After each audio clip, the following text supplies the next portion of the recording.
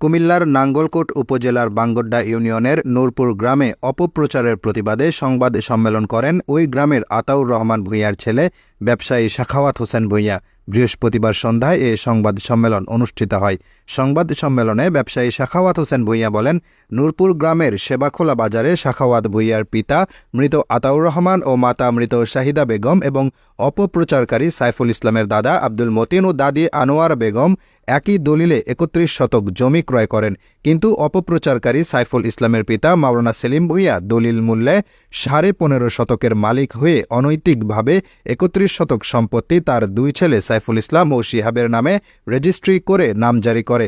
পরে এ ব্যাপারে ব্যবসায়ী সাখাওয়াত হোসেন ভূঁইয়া অবহিত হয়ে নাঙ্গলকোট উপজেলা ভূমি অফিসে অভিযোগ করলে উপজেলা সহকারী কমিশনার ভূমি ওই নামজারি বাতিল করে তাদেরকে নতুন করে ১৫.৫ শতক জমি নামজারি করার প্রদান করে। এরপরও পুনরায় তারা ৩১ শতক দখল করার পায়তারা করলে ব্যবসায়ী সাখাওয়াত হোসেন ভূঁইয়া স্থানীয় ইউনিয়ন পরিষদ চেয়ারম্যান ও কুমিল্লার আদালতের শরণাপন্ন হয়।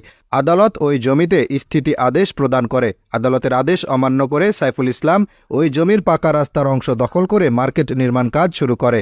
সর্বশেষ গত বুধবার ভোরে প্রতিপক্ষকে ফাঁসাতে নিজেরা নির্মাণাধীন মার্কেট ভাঙচুর করে ব্যবসায়ী সাখাওয়াত হোসেন ভূঁইয়ার বিরুদ্ধে বিভিন্ন গণমাধ্যমে অপপ্রচার চালায়।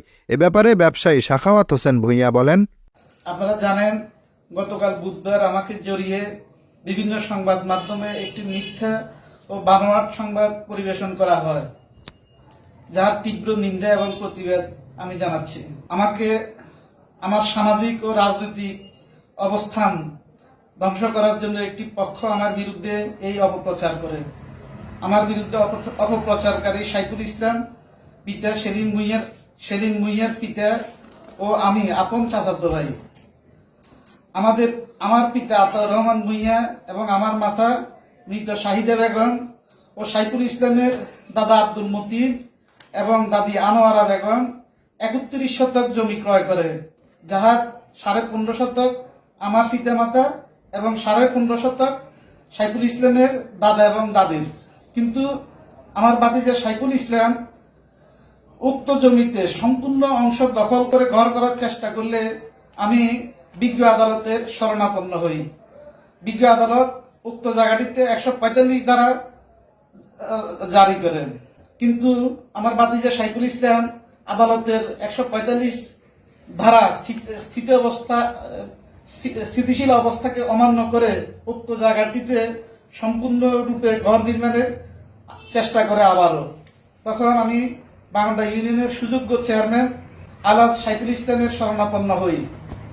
জনাব সাইফুল ইসলাম আমাদের উভয় পক্ষকে সালিশের মাধ্যমে উক্ত জায়গাটির বিরোধ মীমাংসা করে দেয়।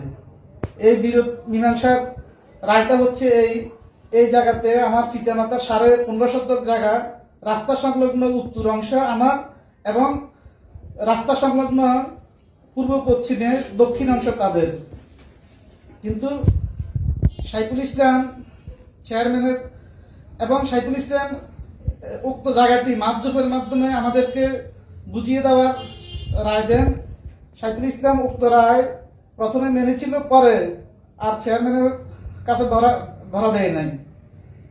চেয়ারম্যানের সাথে ধরা না দিয়ে সে টালবাহানা করে অনেকদিন পরে চেয়ারম্যানকে বলে যে সে রায় মানে না। এরপরে সে জোরপূর্বকভাবে উক্ত জায়গাতে আবারও সম্পূর্ণ অংশে ঘর নির্মাণের চেষ্টা করেন। আদালতের ১৪৫ ধারার যে স্থিতি অবস্থা সেটা অমান্য করেছে এবং আমাদের বাঙ্গড্ডা ইউনিয়নের চেয়ারম্যান আলহাজ সাইফুল ইসলামের যে রায় সেটিও অমান্য করে এই জায়গার আমার পিতামাতার ক্রয়কৃত ১৫.৫ শতক জায়গা এবং তার দাদা দাদির ক্রয়কৃত ১৫.৫ শতক জায়গা সম্পূর্ণ অংশে ঘর নির্মাণ করে এই জায়গাটিতে আমাকে ঘর নির্মাণ করে আমাকে ফাঁসানোর জন্য, আমাকে হেনস্থা করার জন্য নিজেরাই উক্ত ঘর ভাঙচুর করে আমার বিরুদ্ধে অপপ্রচার বিভিন্ন সংবাদ মাধ্যমে অপপ্রচার করছে, যা সম্পূর্ণ মিথ্যা এবং ভিত্তিহীন। আমি এই ঘটনার তীব্র নিন্দা এবং প্রতিবাদ জানাই এবং এই অপপ্রচারের বিরুদ্ধে যারা আইনগত ব্যবস্থা নেওয়ার জন্য সকলের সহযোগিতা কামনা করছি। বিভিন্ন সংবাদ মাধ্যমে জেনেছি যে এই গড়টি আপনি বলেছেন এই গড়টি নির্মাণাধীন, কিন্তু তারা তাদের সংবাদ মাধ্যমে সংবাদে প্রচার করেছে যে এটি একটি ব্যবসা প্রতিষ্ঠান ছিল, এখান থেকে মালামাল লুট হয়েছে। এ ব্যাপারে আপনি কি বলবেন? সম্পূর্ণ মিথ্যা এবং বানোয়াট। কারণ তারা এই গড়টি নির্মাণ ঘটনার আগের দিনেই তারা মানে প্রায় কাছাকাছি পর্যায়ে শেষ করেছে, কিন্তু পুরোপুরি শেষ করতে পারে নাই। ঠিক আছে, সেখানে কোনো দোকানের কোনো সিস্টেমে ছিল না, শুধুমাত্র মানে চাল এবং চতুর্দিকে বেড়া সংযোগ করছিল। এখন তো তারা বলছে যে 10 লক্ষ টাকার মালামাল নিয়ে গেছে। এটা তো বললামই, এটা জিনিসটা হচ্ছে আমার রাজনৈতিক এবং সামাজিক অবস্থানকে হেয় করার জন্য তারা এই অপপ্রচার করছে। এখানে আমরা দেখেছি যে তাদের নিউজে আপনার স্থানীয় কয়েকজন এই ব্যাপারে সাক্ষী দিয়েছে, আপনি তাদের বিষয়ে কি বলবেন? তারা তারা মিথ্যা বলছে, তারা বানোয়াট বলছে। তারা কোন কিছু ইয়াতে ধরনের ইন্টারেস্টেড হয়ে এ ধরনের কথা বলছে। দেশ বাংলা নিউজ 24, সময়ের সাথে তারুণ্যের পথে।